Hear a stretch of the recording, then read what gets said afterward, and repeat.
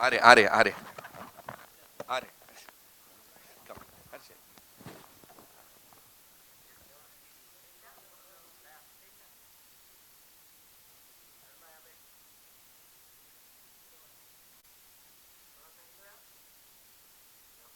Thank you so much. And now we'll quickly have the chairs on stage. Yeah? Shukriya.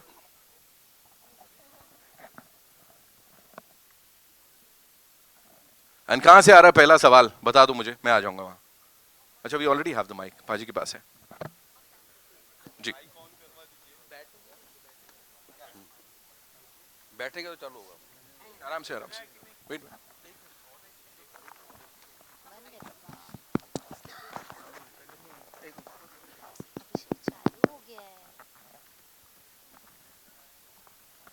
All right. Hello, मेरा पहला सवाल अनुराग जी से है। अनुराग जी, आपके सामने ट्रेलर बड़ा अच्छा लगा हमें। कहते हैं अगर एक डायरेक्टर राइटर बन जाए हो तो सोने पे सुहागा होता। आपको कैसा लगता है राइटिंग के बाद? लिखना जो है पहला स्टेज होता है फिल्म मेकिंग का। तो काफ़ी सालों से मैं दूसरों की स्क्रिप्ट अपनी नज़र से देख रहा था। ये कहानी बहुत समय से मेरे अंदर थी और कुरेद रही थी नॉन स्टॉप। तो जब ये दोनों मिले उसके बाद जो है पूरा प्रोसेस शुरू हुआ और बहुत ही दिल से आई हुई फिल्म है ये और बहुत कुछ कहती है और उसको बहुत अच्छे से म्यूजिक से बांधा गया है। लेकिन ये बहुत ज़रूरी फिल्म थी मेरे लिए। एंड अमित जी, जो आपने गाना गाया इसी फिल्म का ही था ना? हाँ जी, हाँ जी। तो बड़ी अच्छी कंपोजिशन थी वो भी, और जो हमने सुना ये भी। Thank you. तो कुछ कंपोजिशन के बारे में बताइए आपने। उस एक्चुअली उस गाने के पीछे ऐसा है कि अनुराग सर हमको हमेशा कुछ एक नया टर्म देके जाते हैं। देवडी में उन्होंने इमोशनल अत्याचार दिया था, फिर आई थिंक मनमोहन में प्यार को प्यार कर दिया था। तो मुझे याद है कि मैं और शैली पाजी जो लिरिक राइटर है इस गाने के, हम लोग जैम कर रहे थे और हमने सर को बोला कि ऐसा कुछ इस फिल्म में भी दो।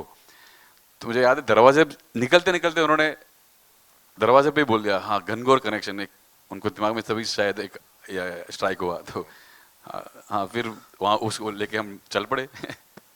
हेलो, एक्चुअली हाँ, दरवाजे से हाँ, correct. Hello, this Raj from Sansad Vani here. Congratulations to all the team, and I'll like to ask Alia, uh, Alaya, Thank you. how the chemistry between you and with your co-star? Me and my dear co-star have Yeah. known each other for the last 10 years, actually. We knew each other socially, but not very, very closely, but I've known him for a very long time.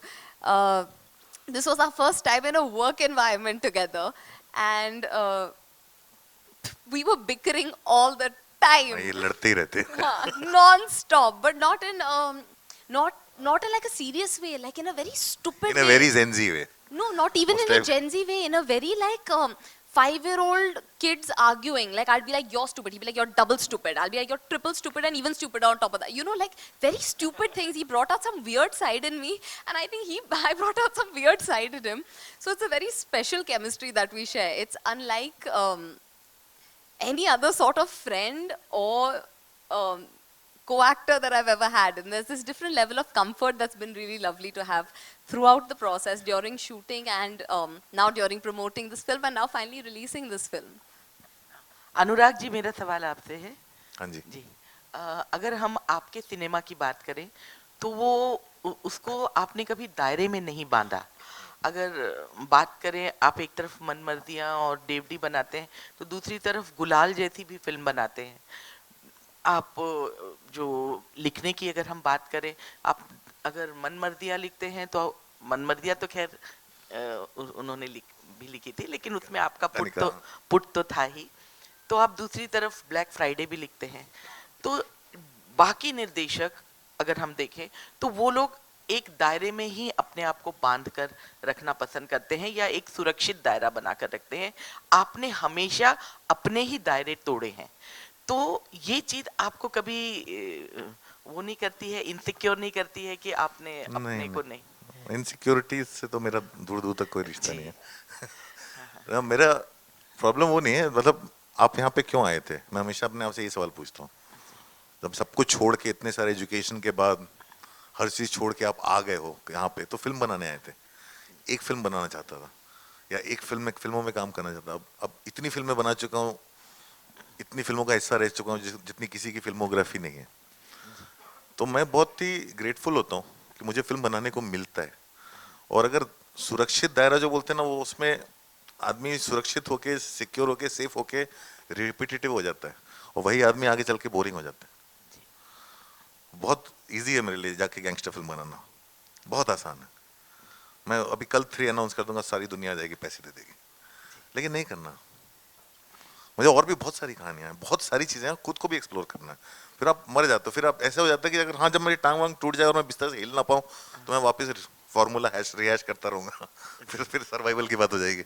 अभी बहुत है मेरे पास। शारिक जी, आपसे एक सवाल है। आप जब आए जी में, तो आपने बहुत उसको एक तरह से कहना चाहिए क्रांति ला दी थी, क्योंकि मुझे आज भी वो बॉम्बे टाइम्स की कटिंग याद है कि एक साथ 7 शायद फिल्में थी जिनको नेशनल अवार्ड या उसकी वो हुई थी। तो आपका जो स्क्रिप्ट है उस पर बहुत वो रहा है, जोर रहा है, और आपने वो एक परंपरा भी शुरू की कि दूसरे जो प्रोडक्शन हाउसेस हैं वो भी इस पर ध्यान दें। तो इस फिल्म में ऐसी क्या बात थी जो आपको स्क्रिप्ट के लेवल पे पसंद आई? ये तो स्क्रिप्ट तो हमने पढ़ी नहीं थी, ये हमने पिक्चर देखी क्योंकि we got in right at the end. और ये हमारा basically it is our faith in Anurag. And एक एसोसिएशन जब चालू होता है, द टाइमलाइन, जो 2 अलग अलग कहानियाँ जो इस फिल्म में चल रही हैं parallelly, is just a very interesting format of screenplay, the way the film plays out, is basically the music director and the director combination, which really, and as I said, the young star cast. हमने जब हमने को देखा कि ये around Valentine's day एक अच्छा window मिल सकता है, तो we put our marketing strategy, into this, and distribution strategy, rather than too much into the script, क्योंकि स्क्रिप्ट तो ऑलरेडी ये पिक्चर बनी हुई थी जब तक हम लोग इन्वॉल्व हुए थे। But you are right, I mean as a studio, जैसे मैंने पहले कहा कि हमारा काम है कि विभिन्न डायरेक्टरों और राइटरों और एक्टरों के साथ काम करें, और उनको एक बार कहानी समझ ले, उनको अपना काम करने दें, और कभी अच्छी बनती हैं, कभी ठीक बनती हैं, कभी एकदम ठीक नहीं बनती हैं। वो एग्जीक्यूशन रिस्क ये बिजनेस में है ही है, तो we have to acknowledge it, and this one's turned out to be wonderful, so look. Hello, या करण, यहाँ पे पहले तो कॉन्ग्रेचुलेशन आपको। और कुछ ही समय पहले आपने सोशल मीडिया पे एक तस्वीर अपलोड की थी शाहरुख सर के साथ, एंड सर भी थे। How he has inspired you in your real life, and क्या कुछ आप अपनी जर्नी के बारे में बताना चाहोगे? Yeah, see, I think we've all grown up watching his films firstly, and the thing that he has done, जो उन्होंने किया, वो सबको मालूम है, the way he's been, and actually में जो उनके बेटे हैं वो मेरे दोस्त रहे हैं, और हमने उनको बचपन से देखा है, तो उनसे सीखने को बहुत मिला है। वो सांस भी लेते तो हम बहुत सीखते हैं। तो यही है कि एक्चुअली में उन्होंने हमें चांस भी दिया अपनी फिल्म में काम करने के लिए एज एन असिस्टेंट डायरेक्टर, तो उन्होंने बहुत सिखाया है। रईस में असिस्टेंट था जी, तो मैंने उधर भी असिस्ट किया, and he just keeps teaching us. He's full of knowledge, and even as a human being he's just so inspiring. He's kind to anybody, and there's no such thing ki even when you're with him he doesn't make you feel like कि मैं शाहरुख खान हूँ, मतलब he's just a normal chill guy. So that's the kind of person you want to be. That's what कि मुझे ऐसा ही बनना है कि यार एक अच्छा इंसान जो बस अपना काम करता रहे, पैशन है काम के लिए। That's one thing. Hello, Shariq ji, यहाँ पे मेरे शारिक जी, आपसे जानना चाहूँगा, how was your association with Anurag sir? Lovely. We are, it's, as I said, it's the beginning of an association. We've known each other for many years. 2006. Yeah, I was, I was working in Midday when he was making Bombay Black Friday. फिर जब Bombay Velvet की script लिखी जा रही थी, I was in Viacom and we were the producing, we were the studio development, you know, into that. And then of course, you know, I moved out and the entire movie moved out. So I've known him for many years. And तो those were, so अभी जाकर के एक association बन रहा है. And as I said, this is the first of many, and you'll be hearing a lot more announcements during the course of this year. And we're hoping that the association between us personally and our companies, you know, continues to, you know. Is there any dream project? Every project of his is a dream for him and it's a dream for us. So we are, yeah, no, so all of them are, you know, I see the different scales of films, right? And I think with Anurag, there's a certain, he's very passionate about the subjects he's making, and sometimes they are small, sometimes they are minuscule, sometimes they are big. So there's no dream project. Every project will have its own, will go on its own journey and become a dream project. That's how it will be. Hi sir. Alaya. Here. ये एक podcast है, almost प्यार with DJ मोहब्बत podcast का नाम है. और ये डीजे मोहब्बत एक इंसान है जिसको लोग सुनते हैं, बच्चे सुनते हैं और बच्चे कनेक्ट करते हैं. He talks to them about everything. और ये लड़की उसकी बहुत बड़ी फ़ैन है जो उनके कॉन्सर्ट पे जाना चाहती है और कहानी वहाँ से शुरू होती है. और वो कॉन्सर्ट का नाम ही ऑलमोस्ट प्यार विद डीजे मोहब्बत है. और जनरली उसके कॉन्सर्ट्स का वो हिंट्स पॉडकास्ट में डालता है तो लोग पता करके अपने आप आते हैं. और एक ये वे जैसे बहुत सारी चीज़ें होती हैं जहाँ पे लोग जाते हैं म्यूज़िक फेस्टिवल्स के लिए, इसके लिए, उसके लिए. तो वैसा है, वो पॉडकास्ट का नाम है. Hi sir. Alaya, hi. Shakshi Straighter Dip. over here. One second. Russell from PTI. Hi. Alaya, you have done 2 films till now. This would be your third. Yeah. And 2020 was Jawani Jaane Man, then recently Freddy, and now this. Your choices have seemingly been very conscious, and they have not been in the typical mold of somebody who comes new into the Hindi film industry. So how does it feel, you know, being away from this rat race? Because you earlier said also that you were doubting before you got Jawani Jaane Man. Yeah. So how does it feel being away from this rat race? Are you completely secure in the space? I think as an actor, you're never really completely secure. I think also if I was feeling completely secure, I would lose half my hunger and motivation and drive. I don't think I can ever allow myself to feel completely secure. Do I feel content and happy and grateful? Yes, I definitely do.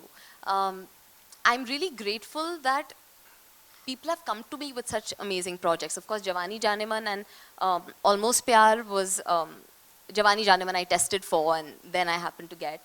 And Anurag sir's, he saw my reel and really liked it. But all the other projects are wonderful projects that have come to me because the makers, directors, producers believed it was something that I could really do well in. And you know, now when I look at it, now this is my third, and in this coming year, there are 3 more after this. And when I look at the lineup, I suddenly realized the other day, I was like, I have a film in every genre. And that's quite an incredible feeling so early on in my career. So I feel very grateful and very excited, you know. I feel like the time that the pandemic took away from my career, I finally feel like I'm getting it back. And I can't wait for everyone to see and hopefully like all that I've done. Anurag ji, I would like to know from you also. We have all heard about, heard about your love for directors like Tarantino, Martin Scorsese. And there was a photo op also you got with Scorsese at Cannes, and you were like fanboying with him. Is there any Indian filmmaker who you feel is as inspiring as those 2 legends for you? And would you like to, you know, fanboy with one of those filmmakers? Yeah, वो है नहीं गुरुदत्त साहब. रहे नहीं वो. तो मैं उनकी फिल्म प्यासा और दूसरी जो अब्रार साहब ने डायरेक्ट की थी साहिब बीवी और गुलाम, वो मेरी 2 फेवरेट फिल्म्स हैं जिनको मैं कई बार रिविजिट करता हूँ. जी ma'am. Hi sir. My question is from to your right. To your right. Hi. Yes. My question is from Ranjan and Kabir sir. जैसा कि शारिक सर ने बोला कि आप लोग ट्रेन की वो आखिरी बोगी थे जो आए ऑन बोर्ड, तो व्हाट मेड यू बोथ, उन्होंने तो बता दिया what made him come on board, what made you both come on board for this film? One, of course, it's Anurag. And like Sharik also mentioned, anything to do with Anurag is always exciting. Two, if you ask me really, like personal, I think the music is great and the story, if you ask me, it's for the first time we are attempting this kind of a story for the segment that we are talking about. It could be Gen Z, I don't know the exact definition, could be a millennial, but that's the main thing. And also we've tried to do what happened 15 years back when Devdi had come. There was a new sound, there were new actors, and there was this new music. We are hoping that we are also on the same team. अक्सर क्या होता है कि जब कोई एक नई चीज़ पहली बार करते हो और जिसका कोई टेस्ट मार्केट नहीं होता है, हाँ, तो हम लोग खुद ही बाउंस कर करके यंग लोगों के साथ, और फिर धीरे धीरे धीरे सब लोग, मैं बोला देखिए कारवां बनता जाता है, फिर धीरे धीरे सब लोग आते हैं और देखते हैं, रिएक्शन देखते हैं, ये मैंने अक्सर हमारी हर फिल्म के साथ ऐसा ही होता है। वो अपने आप में जब पहली बार होती है तो सब लोग वेट करते हैं देखने के लिए कैसे आगे जाएगा, कौन रिएक्ट करेगा, कौन रिस्पॉन्ड करेगा। बाकी तो कहानी इमोशनली आपको बांध के रखनी चाहिए बस। हाय अनुराग, रवि फ्रॉम एबीपी न्यूज़। मेरे दो छोटे सवाल है, एक फिल्म से रिलेटेड और एक फिल्म के अलावा। अनुराग, आप हमेशा से बहुत इंटेंस फिल्में बनाते रहे हैं, चाहे 5 की बात हो, ब्लैक फ्राइडे की बात हो, गुलाल की बात हो, या अगली, या गैंग ऑफ वासेपुर, सारी मेरी फेवरेट फिल्म्स हैं। जब आप लव को एक्सप्लोर करने की कोशिश करते हैं पर्दे पर, जैसे कि देवडी में आपने किया था, मनमर्जिया में किया था, ऑलमोस्ट प्यार डीजे मोहब्बत में, वो क्या चीज़ है कि आपको, आप बार बार पर्दे पर प्यार को एक अलग ढंग से पेश करने की कोशिश करते हैं? देवडी में हमने एक अलग अंदाज देखा, मनमर्जिया में आपने बहुत, इसमें भी अलग ही एकदम नई चीज़ देखी। मतलब मैं रिलेशनशिप एक्सप्लोर करता हूँ। मैं लोग जनरली हमारे यहाँ वो एक जॉनरा है लव स्टोरी का, तो जिसको मैं फॉलो नहीं करता। मतलब एक लड़का लड़की मिले, प्यार हो गया, कभी विलन होता है कभी नहीं होता है। हम सिंह वो कहानियाँ मुझे कहनी ही नहीं है। मैं रिलेशनशिप्स और लोगों को एक्सप्लोर करता हूँ, चाहे वो देवडी के थ्रू हो, चाहे मनमर्जिया के थ्रू हो, चाहे ऑलमोस्ट प्यार हो। और ये एक अलग जनरेशन है जिसको मैं बिलोंग नहीं करता हूँ। ये जनरेशन को मैं समझने की कोशिश करता हूँ। तो ये एकदम नई दुनिया है, मेरे लिए भी नई दुनिया थी। इसमें भी मैं कूद गया था समुद्र। इसलिए समुद्र में आप कूद जाते हो तो फिर आप डाइविंग सीख जाते हो। तो ये था कि हाँ, कहानी कहनी है, इनकी कहनी है। और मेरी बेटी का बहुत इन्वॉल्वमेंट रहा इस फिल्म में थ्रू आउट। और वो है कि कहीं ना कहीं ये फिल्म वहाँ से आई है, ये फिल्म देखने के लिए कि हम जो हैं, हमारी जो जनरेशन है, इस फिल्म की इनविजिबल विलेन है। इस फिल्म की इनविजिबल विलेन हमारी जनरेशन है, जो हमें लगता है कि हमें सब पता है और हम अपने बच्चों की ज़िंदगी कंट्रोल करना चाहते हैं। और हमारी कंडीशनिंग, हमारी पेट्रियार्की, हमारा जो है जिससे हम खुद को नहीं निकाल पा रहे, वो हमारे बच्चों के लिए विलेन है, वो हमारे बच्चों की बाधा है। और वो जो है, वो कैसे दुनिया को देखते हैं, उनका प्यार कैसे होता है, उनके रिश्ते कैसे होते हैं, ये वो फिल्म है। और आप इसमें, ये फिल्म उनके बारे में तो है ही है, लेकिन ये फिल्म बहुत ज़्यादा आई थिंक हमारे जनरेशन के लिए है, हमारे जनरेशन के माँ बाप के लिए।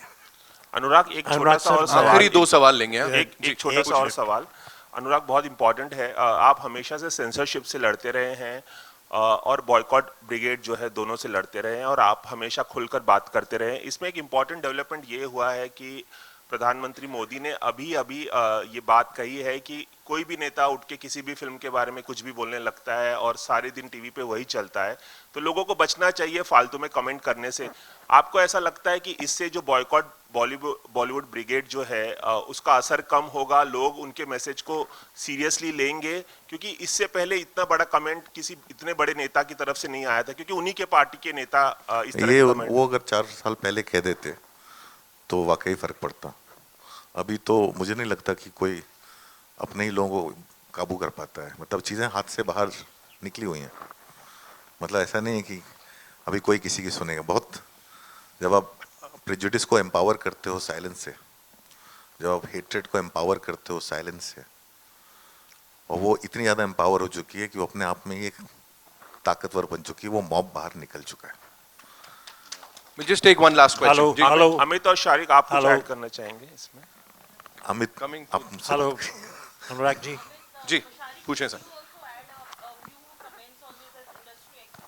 No, I think there I durust hai. I think we are happy that a statement has been made, and obviously it was actually Anna Sunil Shetty who actually also brought it up in the meeting with Shri Yogi ji in Bombay. I think a couple of weeks ago. So I'm happy it's happened because it's something which is क्योंकि किसी को समझ भी नहीं आ रहा था ये क्यों हो रहा है कैसे हो रहा है. But you know अगर if the Prime Minister, Honorable Prime Minister has said it, I hope that it at least slows down. Anurag is a little cynical about this, and you know maybe. So I just hope he gets proven wrong, and you know it just becomes.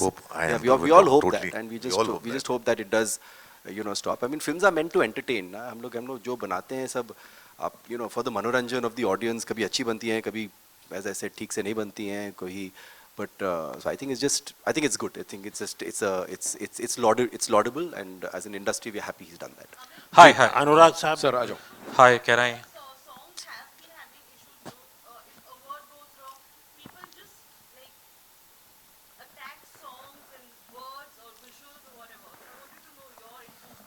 ना आप film के बारे में बात करिए अमित को दूर रखिए उससे.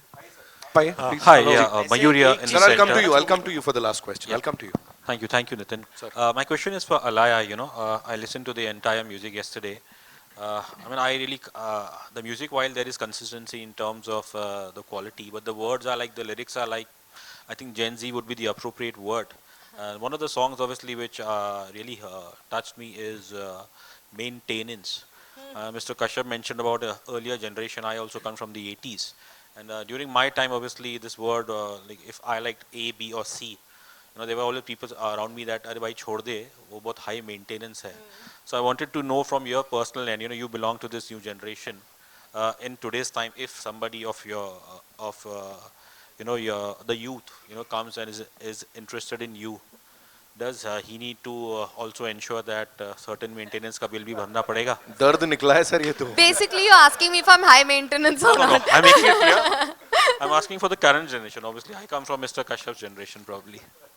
See, I feel like any generation you're in, there will be people that are a little high maintenance and little people that are not high maintenance. I feel like that's more a personality thing than a generation thing.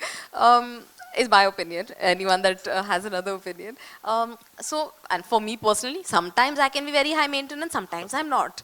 But my personality changes every week, so I don't even know what I am. But generally, yeah, I don't think it's a So I guess the maintenance cost has increased with the economy increasing. Maintenance cost must have increased for sure. Mr. Kashyap, obviously you mentioned about it briefly. You know, one of my senior colleagues asked you. And when I look at your films like Man Marziya or, you know, now this film, like I always ask myself, is Anurag Kashyap flirting with romance? You know. मतलब romance तो. Is flirting with romance genre in cinema? नहीं, मैं romance तो वासेपुर में भी था.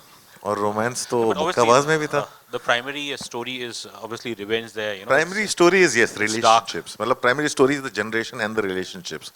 It's not really, everything is not really boy falls in love with girl, girl falls in love with boy, and that becomes a romance genre. So I don't think so. It's a film about kids. It's a film about us. It's a film about things that we see and confront, and it is a fun film. It's a fun film because the characters are fun, because the youth is fun, and they have their own things to deal with. आपने maintenance की बात की तो this generation is about self-maintenance. It's not about high maintenance or low maintenance. One more thing, it's also is a UA film.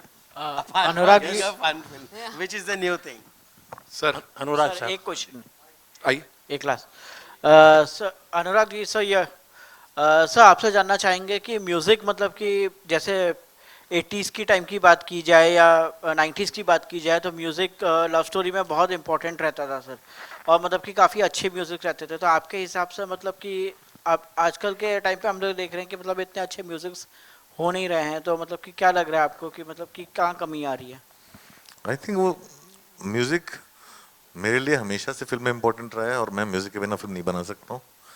कभी कुछ फिल्में होती हैं जिसमें म्यूजिक की ज़रूरत होती है, कुछ फिल्में होती हैं जिसमें म्यूजिक का उतना बड़ा स्थान नहीं होता है. और मुझे नहीं मालूम कि हम लोग इस हिसाब से नहीं बनाते हैं, म्यूजिक नहीं करते हैं कि ये चल रहा है तो उसका एक वर्जन बना दिया या वो चल रहा है तो उसके हिसाब से कर लें। हम लोग हमेशा कुछ नया करने की ट्राई करते हैं और फिर देखते हैं क्या चलेगा कि नहीं चलेगा। सो मार्केट में क्या गाना चल रहा है क्या नहीं चल रहा है मुझे नहीं मालूम, क्योंकि जिधर भी देखो लोग म्यूजिक सुन रहे होते हैं तो कुछ तो चल ही रहा है ना भाई। जहाँ देखो लोग म्यूजिक सुनते हैं, जहाँ देखो लोग कॉन्सर्ट्स पे जाते हैं, अमित आजकल कॉन्सर्ट्स कर रहे हैं, जहाँ जो शो देखो उसमें गाने बज रहे होते हैं। तो म्यूजिक का चलना क्या होता है और नहीं चलना क्या होता है और कैसे तय होता है ये मुझे नहीं पता। कोई फार्मूला है? अनुराग साहब, कोई फार्मूला है? One last question. जी सर, आइए। अनुराग साहब, सिराज सैयद फ्रॉम filmfestivals.com। सवाल आपसे ये है कि जनरेशन गैप तो हमेशा रहा है, हमेशा। हाँ। मतलब आपके ज़माने में आपके माँ बाप के साथ रहा होगा, उनके ज़माने में उनके माँ बाप के साथ रहा होगा। जैसे एक लाइन आपकी थी कि लड़का लड़की कभी दोस्त नहीं हो सकते, करेक्ट। इसी तरह माँ बाप बेटा बेटी के दोस्त हो सकते हैं या नहीं, यही आपकी इस फिल्म का मौजू है, और नहीं है तो इस पे आपकी क्या राय है? नहीं, देखिए जनरेशन कैसा, हम मेरे और मेरे माँ बाप के बीच में एक जनरेशन का फ़र्क था, लेकिन मेरी बेटी और मेरे बीच में कई जनरेशन का फ़र्क है। बिकॉज ये इंटरनेट आने के बाद जनरेशन जो है फ़ोन के 2G 3G 4G से 5G चलेगी तो उतनी जनरेशन भी जाते आगे। हर आईफोन के साथ एक जनरेशन बदल रही है, हर ऐप के साथ जनरेशन बदल रही है। जब हम लोग प्रमोशन करने निकलते हैं तो हमें पता चलता है कि अरे ये नई चीज़ें लड़के लोग कर रहे हैं, हमें नहीं मालूम क्या हमारे बच्चे कहाँ क्या कंज्यूम कर रहे हैं और कहाँ देख रहे हैं चीज़ों को। वो एक बहुत ही अलग जनरेशन है। और जब ये सब सवाल मन में उठते हैं तो अब मैं जब पूछने गया तो मेरे को बहुत प्यार से एक चाइल्ड साइकोलॉजिस्ट समझाया कि देखिए भाई, ये दुनिया आपकी नहीं है, ये दुनिया उनकी है। आप इस दुनिया में माइग्रेंट हो, वो नेटिव्स हैं, वो नेटिव्स हैं। तो उनको ये मत सिखाओ कि उनको कैसे रहना चाहिए, उनसे सीखो। सो ये बहुत बड़ी सीख मिली थी मुझे, और आई थिंक उसी हिसाब से भी हम लोग एक्सप्लोर करने की कोशिश कर रहे हैं कि ये हम जा कहाँ रहे हैं। क्योंकि हम हमारी जड़ें ऐसी हैं कि हम लोग अपने आप को एक जगह बैठा देते हैं, हम बदलते नहीं एक पॉइंट के बाद। तो बहुत ज़रूरी है खुद को देखना और अपनी नज़र को चेंज करना। Thank you so much. Thank you so much, ladies and gentlemen. That's all we have for you. And yeah, it's time for a quick photo op.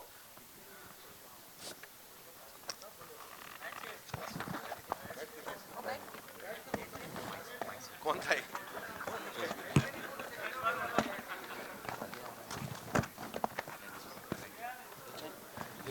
Chair ले बैठ के बोल रहे हैं, एक खाली चेयर है ना, खाली चेयर है।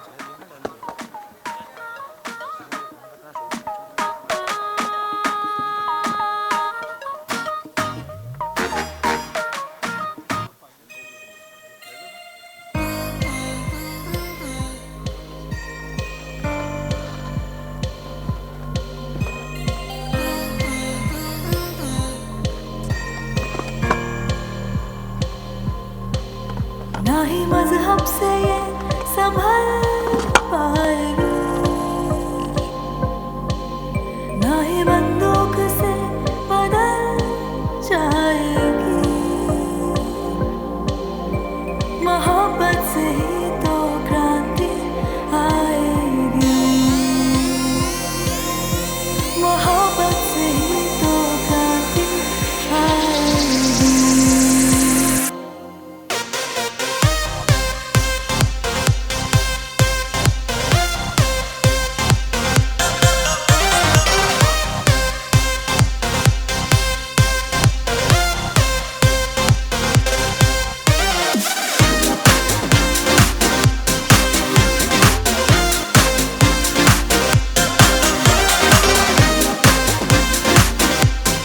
Thank you so much, ladies and gentlemen, for being so cool. And yes, the movie releases on the 3rd of February. तो देखिएगा और enjoy कीजिएगा।